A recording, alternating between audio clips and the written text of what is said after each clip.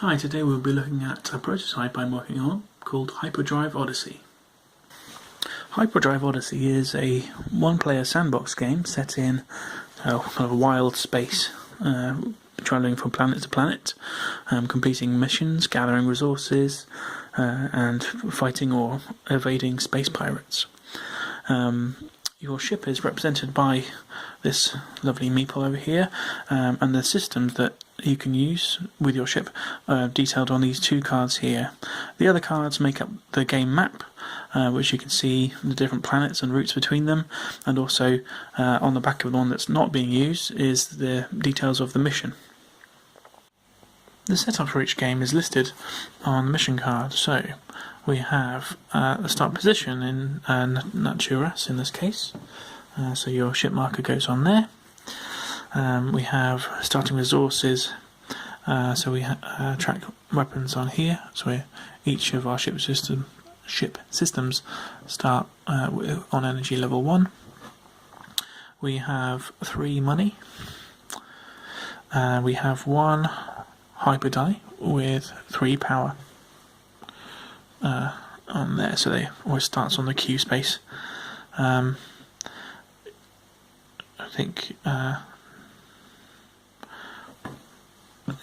you could also start with a cargo. I think in the next iteration of the cards you'll start with a cargo as well. The mission for first time round is a VIP pickup, so we have 10 rounds to travel from the start place in Naturas and travel to the space station here, R3D, and then pick up a VIP and transport them all the way around the map to Fenris over here. So to do that you need to power your ship. There's quite a lot going on in the ship systems, so we'll go through what they do now. These numbers are general tracking, so you track your main resources of power using a white cube, or I'm using a little tiny dice here, dollars, space dollars, generic money, and any kind of special rules are tracked here as well sometimes. So in the first mission you've got 10 rounds, so you've got a turn tracker here set to 10 at the start of the game. The hyperdrive increases your power from turn to turn. In order to do this, you move the die around the track the number of spaces shown. So this die would move 3 spaces around, and then after all the dice have moved, if there are multiple dice, you do each of them once. The highest value shown on the dice is the amount of power created. So in this first turn, for you to get 3 power at the start of the energy phase. You can purchase more dice.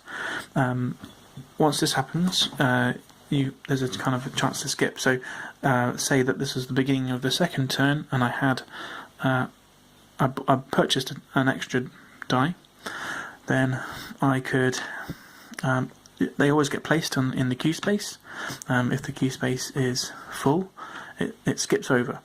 So the skipping part is important to note, because it means that obviously means your dice will move around faster. So instead of this one would now move 1, 2, 3, and every time it goes all the way around, so lands on or passes over the queue space, you'd gain an extra power as well. The power is used to charge the ship systems, which are used to affect things in the game. So the thing that you'll be using pretty much every turn, or near enough, is movement. On the movement track, you'll see the numbers printed here, and that's the number. That's the amount of energy required to upgrade to this next level. So currently, we start the game on the first level here, level 1. So if I wanted to go up to level 2, I'd have to pay 1 more energy.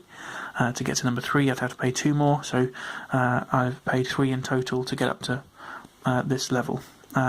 Each track is different, so it's worth noting. Shields are fairly cheap to upgrade to. Weapons are a bit harder. So it's the only chance that you get to charge the systems from the power track supply, the power supply, is at the start of the turn. So it's important to figure out what you'll be needing in this upcoming turn. The only way to charge your ship systems mid-turn is by directly taking it from the die. Obviously, you want these to be as high as possible, so you build up your energy turn by turn. But if, for example, if your shields are completely depleted, for example, if you're in combat, or if you don't have any weapon strength left, then you can draw power directly from the hyperdrive. So, say I wanted to increase up to one level each of weapon and shield, I could take 2 pips off this, bring it down to 1, and then spend those 2 power to get up to level 1 on these ship systems. After the energy phase, it's the action phase. Each turn you get a maximum of 4 actions, and there are several actions you can take. We can go through them now. The most obvious one is movement. In order to move, you have to pay movement equal to the number listed on each route. So to get between these 2 planets, you'll need to spend 1 movement point. One thing to note about the movement is that if you're moving between sectors, you simply add up the values listed on the route for a single movement. So to move from here to here is 1 movement action that's worth 2. So you have to spend 2 energy to complete it, but it only costs 1 action. Each time you use the movement action, you'll roll a die, and depending on the number, you may encounter pirates on the route. For the first, the pirate level, pirates are detailed on the mission. They change strength from mission to mission. For the first mission, you will only encounter a pirate if you roll a 1 on this dice. That's fine. So I can freely move between these planets by spending 1 level of movement. Which, so let's say that I start the turn with a movement of 3, and I move it down 1 to account for that. If I had rolled a 1, then there would be a chance for me to delay the move. I'd have to spend another action to roll again and get another 5. That's great. If I otherwise, you can choose to encounter a pirate and move. For example, if you don't have enough action points to complete the mission, you have to go for it. Then you'd encounter a pirate on your way and have to go into combat. The pirate strength is tracked with the red die. Combat in Hyperdrive Odyssey is fairly simple. First of all, the first thing you need to do is to figure out the pirate's strength. So we're looking at a level 2 pirate, and in mission 1, a level 2 pirate has a strength of 1. So we have to, in order to defeat the pirate, we need to beat 1 with our weapons. If we matched 1, there wouldn't be any effect, but it would still be an active combat, and we'd have to go to the next round. So let's say we have a current energy level of 2. There are 2 things we can do with each energy level. We can either add a die to our attack roll, or we can give each roll a +1. So I could spend my 2 weapon energy to roll a die and give myself a +1, which in this case would guarantee a victory. So I rolled a 6. I give myself a +1. That's a total weapon strength of 7. I easily beat the pirate strength of 1.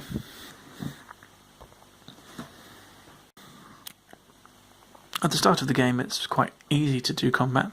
It does get harder and harder as you go along, and especially if you want to minimise the amount of weapon energy you're using.